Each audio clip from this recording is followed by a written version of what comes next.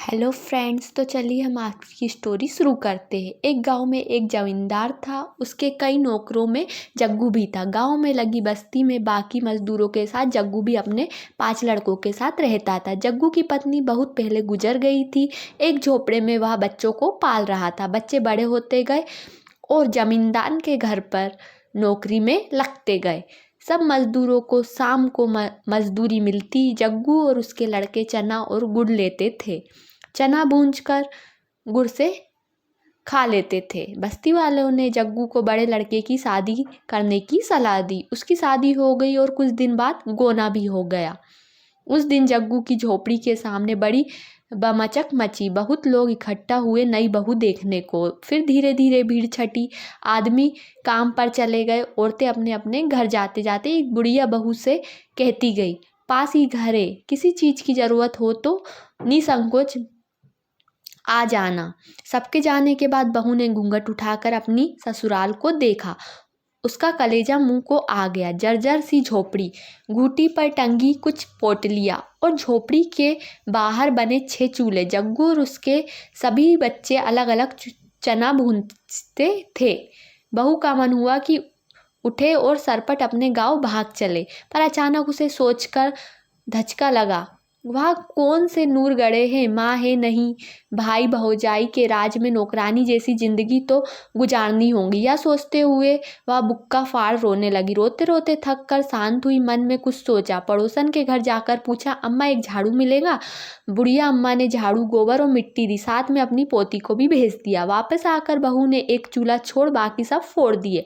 सफाई कर गोबर मिट्टी से झोपड़ी और द्वार लिपा। फिर उसने सभी पोटलियों के चने एक साथ किए और अम्मा के घर जाकर चना पीसा। अम्मा ने उसे साग और चटनी भी दी। वापस आकर बहू ने चने के आटे की रोटियां बनाई और इंतजार करने लगी।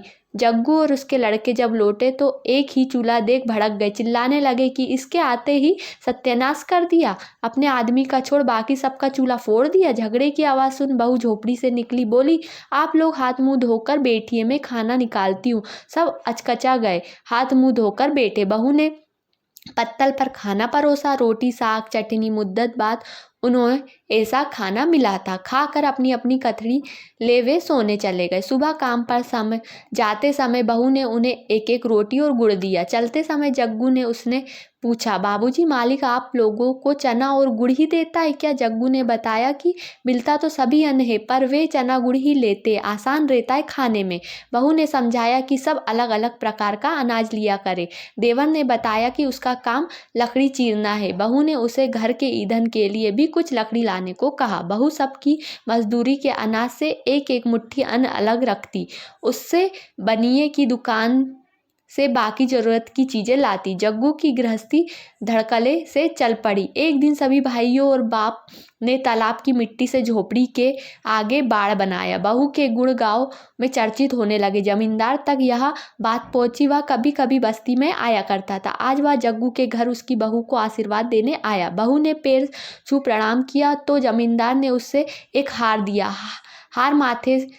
हाथ माथे से लगा। बहू ने कहा, मालिक यह हमारे किस काम आएगा? इससे अच्छा होता कि मालिक हमें 4 लाठी जमीन दिए होते, झोपड़ी के दाएं बाएं तो एक कोठरी बन जाती। बहू की चतुराई पर जमींदार हंस पड़ा। बोला, ठीक, जमीन तो जग्गू को मिलेंगी ही। यह हार तुम्हारा हुआ। दोस्तों, एक स्त्री ही है जो परिवार को एकजुट रखती है, घर संसार चलाती है, घर की मालकिन होती है। इसलिए कहा गया है, औरत चाहे घर को स्वर्ग बना दे चाहे नर्क। तो फ्रेंड्स, आपको मेरी आज की स्टोरी कैसी लगी? अच्छी लगी तो प्लीज़ चैनल को लाइक सब्सक्राइब और शेयर कीजिए। Thank you.